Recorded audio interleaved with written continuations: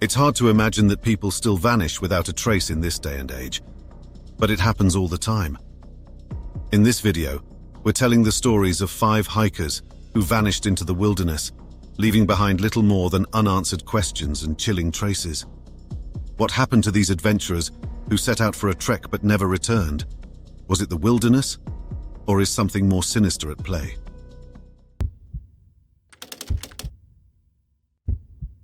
It was June 23, 2024, and Sebastian Jaworski, an experienced mountaineer, went for a hike on Mount Brandon in County Kerry, Ireland. At 46 years old, Sebastian was a fit man with a taste for the outdoors, but despite his experience and passion for nature, Sebastian never returned from his hike, leaving a world of unanswered questions behind. In June 2024, Sebastian was an avid outdoorsman. He was originally from Poland, but had made Ireland his home for some time. Sebastian had a deep love for hiking, cycling, kitesurfing, and other outdoor activities. Even more, he was well acquainted with the mountainous regions of County Kerry, particularly Mount Brandon. As such, it was not out of the ordinary for the man to go hiking in an area he knew so well. It was about 3:30 p.m. that Sunday when Sebastian was seen near the summit on Mount Brandon. He was wearing shorts and a dark top and carrying a large rucksack, a typical sight for someone who frequently ventured into the mountains. The following day, on Monday, June 24th, Sebastian was expected to return to work in Cork, but when he didn't, his absence triggered alarm, especially since he hadn't called in sick or anything like that. People became worried about his absence, and authorities were alerted. An extensive search operation began the following day, on June 25th, 2024. Sebastian's familiarity with the area, coupled with his experience, made his disappearance all the more concerning. Mount Brandon is one of Ireland's most iconic peaks. It stands at 952 meters and is the highest point of the Dingle Peninsula. The mountain's summit is marked by a large cross, a nod to its namesake, St. Brendan. Many hikers appreciate the mountain for its challenging yet rewarding trails, which offer stunning views of the surrounding landscape. However, its rugged terrain and unpredictable weather can be extremely dangerous, even to the most experienced and seasoned hikers. Dense fog, strong winds, and sudden shifts in weather are not uncommon, and these conditions can turn a routine hike into a dangerous journey. The Gardaí and the Kerry Mountain Rescue Team led the search operation, with the assistance of the Search and Rescue Dogs Association, the Dingle Coast Guard, and the Coast Guard helicopter R115. The first discovery they made was of Sebastian's car, which they found in the Faha car park near the base of Mount Brandon, suggesting that he had set out on his hike as planned. Poor weather conditions hindered the search, which was initially focused on the mountain itself. A low cloud cover limited visibility and made the terrain even harder to navigate. Hope of finding Sebastian slowly but surely began to wane as days passed with no evidence or lead. And then, on June 30th, search teams discovered Sebastian's backpack not on Mount Brandon, but on Banner Beach, which lies across the bay from Mount Brandon. As such, the focus of the search operation shifted. This new discovery raised the unsettling possibility that Sebastian may have fallen or somehow ended up in the water, carried by currents to the beach. The investigation continues to focus on the coastline surrounding the Brandon Point area of the Dingle Peninsula. The Kerry Mountain Rescue Team, along with the Irish Coast Guard and local volunteers, have all played crucial roles in the search efforts. Helicopters, drones, and rescue dogs have been deployed in an attempt to locate any trace of Jaworski, but so far, the search has yielded no definitive answers. The operation, now concentrated along the coast, has been complicated by the challenging geography and the vast area that needs to be covered. Sebastian's family now lives in uncertainty. His brother, Jarek, has publicly expressed his gratitude for the efforts of the search teams and volunteers, but he remains deeply troubled by the lack of answers. As of now, Sebastian Jaworski has yet to be found. On March 23, 2024, 54-year-old Jose Thomas Lainez, a U.S. citizen, traveled to his native El Salvador to reconnect with his roots and join his extended family on a trip in the area of San Vicente. A day later, Jose vanished out of thin air, leaving behind his desperate, heartbroken family. Born in El Salvador, Jose moved to the United States as a preteen. Jose established a life there, working for decades in the Los Angeles Unified School District, where he was recently promoted from bus driver to supervisor. Over the years, Jose maintained a strong connection to El Salvador, frequently returning to visit family and explore the country. He was passionate about hiking and the outdoors, often seeking out rivers and waterfalls, and was particularly excited about the opportunity to explore the areas his mother had spoken about from her childhood. That Sunday, on March 24th, 2024, Jose set out on a hike in San Vicente with a small group of family members, including his mother, nephew, cousin, a local guide, and the guide's wife. They wanted to visit a river that the guide had recommended. Jose's mother was especially excited by this idea, since she remembered stories of her mother's childhood involving this particular river. The San Vicente area in El Salvador is a place of rich natural beauty, with dense jungles and rolling hills. The landscape's secluded trails can be hard to navigate, especially by those unfamiliar with the area. The region poses other kinds of dangers too. The presence of gang activity and gang-related violence have made some parts of the area particularly risky. But Jose and his family were focused on the purpose of this trip, getting to the river. The hike began without incident, but as they progressed, Jose became aware that the guide had suddenly left the group without explanation, leaving not only Jose's family behind, but also his own wife. The group decided to continue on their way, and eventually reached the river. But the river was a far cry from what the guide had said. Instead of roaring waters, they found only a frail ribbon of water. The river was nearly dry. At about 12:30 p.m., the family briefly rested by the river. Jose drank water with his hands and washed his face. It was the last time anyone saw him. Then the man vanished. As the hours passed and Lainez failed to return, his family grew increasingly worried. By 5 p.m., with no sign of him, they began to fear the worst. The initial response from local authorities was frustratingly slow. When the family went to report Jose missing, police officers told them they needed to wait 24 hours before filing a missing person report. The family went to another police station, but by the time they managed to file the report, it was about 10 p.m. and it was already dark outside. As such, the search was further hampered by the lack of proper equipment, such as flashlights, making it impossible to continue after dark. The search operation began in earnest the following day. Since then, the search for Jose has been ongoing, but the results have been far from satisfactory. The National Civil Police of El Salvador has conducted multiple searches with varying numbers of personnel, sometimes as many as 100 people at a time, but the vast and difficult terrain has made the search efforts challenging. Communication between Jose's family and the authorities has been inconsistent, and the family has expressed frustration with what they perceive as a lack of urgency and coordination in the investigation. They have reached out to US officials for assistance, but have so far received little more than standard responses, further deepening their sense of helplessness. Even more, Jose's family started grappling with the possibility that Jose's disappearance may not have been accidental, since the region is no stranger to gangs that could have targeted the man. As of now, there is no public evidence to support this theory. Jose's family fears that without the authorities' support, they may never find Jose alive. The circumstances surrounding his disappearance remain murky, and the investigation has so far yielded no concrete leads. In June 2024, Albert Calibet set out on a trail in Greece. At 59 years old, Albert was a retired California sheriff's deputy who had visited Greece, and the island of Amorgos in particular, for several years. Albert was not a stranger to the challenges of the outdoors. However, he never returned from his hike, leaving his family and friends to grapple with fear, frustration, and uncertainty. Albert retired from his job with the Los Angeles County Sheriff's Department in 2018 after 2 decades of service. Despite this, he continued to work part-time. He was dedicated to public service. Outside of his professional work, Albert was passionate about physical fitness and nature, with all it had to offer. The man had a rigorous exercise routine, including daily beach runs and ocean swims without a wetsuit. Albert was in excellent physical condition, so it's no wonder that on June 11, 2024, he decided to go for a hike on the island of Amorgos, despite the high temperatures of the day. Amorgos is a small, rugged island in the Aegean Sea.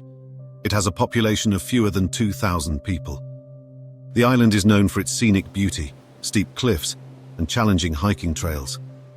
The same qualities that attract adventurous tourists also pose risks for those who might find themselves in trouble.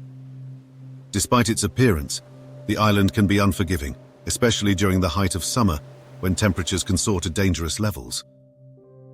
June 11th, 2024, the day when Albert Calibet set out on his hike, was a very hot day. But Albert was fit, and he was familiar with the island, which he had been visiting since 2009. He had completed the hike from Egiali to Catapola, one of the island's most well-known routes, many times before. The man left the village of Egiali at about 9:30 a.m. that morning. Before he started his hike, he sent his girlfriend, Debbie Leshane, a photo of the trailhead. 2 hours later, Albert purchased a soft drink and a bottle of water before continuing his hike. It was the last time he was seen. When he failed to return by the expected time, a search was quickly launched, but no trace of the man was found. The initial search efforts were extensive, involving local search and rescue teams, helicopters and drones. Even local shepherds joined the effort, combing the rocky terrain for any sign of Albert. But the extreme heat, combined with the island's treacherous rocky terrain, hindered the search. Even more, Albert's family believed both the Greek authorities and the US Embassy showed a lack of urgency in the matter. Oliver, Albert's brother, flew to Greece to aid in the search, but he was stunned to find out that local authorities refused to conduct night searches, citing limited resources. Promises of additional support, such as the use of sniffer dogs and more aerial searches, went unfulfilled, leading to growing frustration and fear among Albert's loved ones. Time passed, and days turned into weeks. Albert's family began losing hope. They were determined to find Albert and looked for him themselves, but with no results. They even offered to pay for Greek authorities to fly helicopters and use search dogs, but those requests were also rejected. Then, they began to suspect foul play due to the complete lack of evidence. Their concerns were only strengthened by the obstacles they faced in their search, including what they described as roadblocks from the Greek authorities and minimal assistance from the US government. These challenges, along with the physical toll of searching in extreme heat, eventually forced the family to leave the island, uncertain of their next steps. The investigation into Albert Calibet's disappearance remains ongoing, but the search has officially ended. The mystery of the disappearance continues to weigh on Albert's family.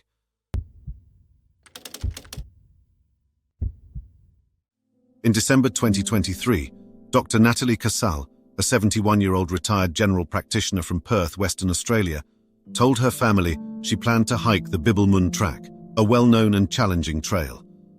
In March 2024, however, Natalie was reported missing by her son.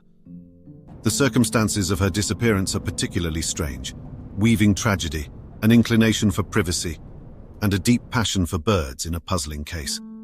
Dr. Natalie Casal was a well-respected figure in her community, known for her dedication to both her patients and her deep concern for the environment. Natalie had spent a big part of her career as a general practitioner, working in remote areas.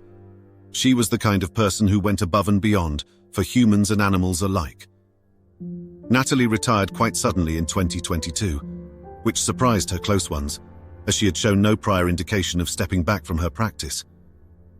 In reality, Natalie was suffering from a serious illness, a fact that she didn't want to share with her family, maybe because she wanted to protect them. Natalie was a very private person. In December 2023, Natalie told her family she planned to hike the Bibbulmun Track with an organized group. The Bibbulmun Track is one of Australia's most famous long-distance trails, stretching over 1,000 kilometers, or more than 620 miles, from Kalamunda near Perth to Albany, on the southern coast. The track includes stretches of dense forests, serene rivers, and rugged coastal scenery. As such, it is well known that Bibbulmun's terrain is challenging, requiring hikers to be well prepared and physically fit. The track is typically undertaken by experienced hikers, often in sections, and the journey can take several weeks to complete in its entirety. The trail passes through remote and sometimes treacherous areas where assistance can be hours, if not days, away. The Western Australian summer, during which Dr. Casal intended to hike, can bring extreme heat and heightened bushfire risks, making it a particularly dangerous time for such a journey. It was the 6th of December 2023 when Natalie was last seen. She was at her home, telling her family she was leaving for the track. However, this is where the certainty ends and the mystery begins. In March 2024, 3 months after she was last seen, Dr. Casal's son, Ramon, reported her missing, triggering an official police investigation. Initially, the police focused on the Bibbulmun track, following a possible sighting of Natalie in Northcliffe, a small town along the trail, where she was reportedly seen shopping for supplies. This lead, however, proved to be a dead end.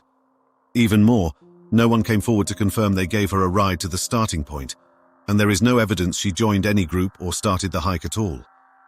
It was quite possible that Natalie Casal had never been on the track. The investigation has so far turned up nothing, no trace of her gear, and no record of her presence along the trail. The investigation is further complicated by the fact that Natalie left behind her mobile phone, deactivated her social media accounts, and made some other arrangements that, to some, seem to indicate that she might not have wanted to be found. These actions, combined with her secretive nature and recent health issues, have led her family to fear that she may have taken drastic steps in response to her diagnosis.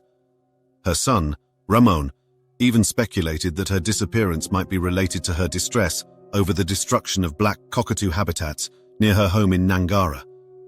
Despite extensive searches and public appeals, no new leads have emerged. The family has contacted the Western Australia Coroner's Court, hoping to escalate the investigation and bring some form of closure. However, with the case unresolved, they find themselves in a painful state of legal and emotional limbo, unable to manage her affairs or move forward. Dr. Natalie Casal remains missing.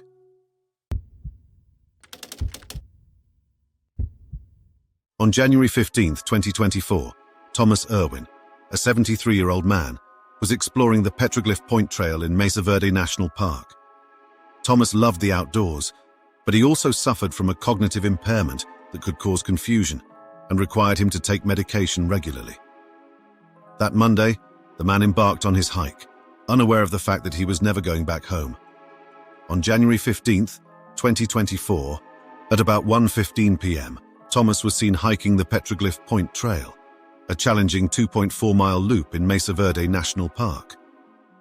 He was wearing a grey fleece jacket, blue jeans, and tan hiking boots. It was the last time anyone ever saw the 73-year-old.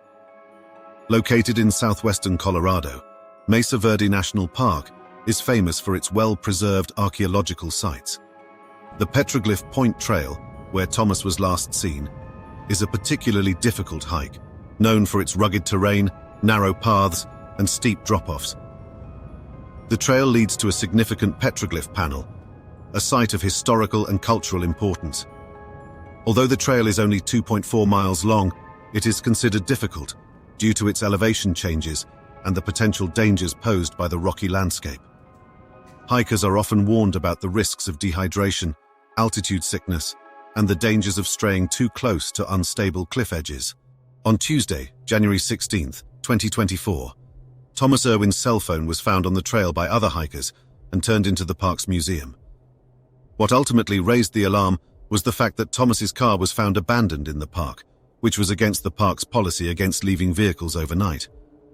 After Thomas's phone was turned into the park's museum, authorities suspected the man had completed the hike, but became lost or otherwise incapacitated afterward.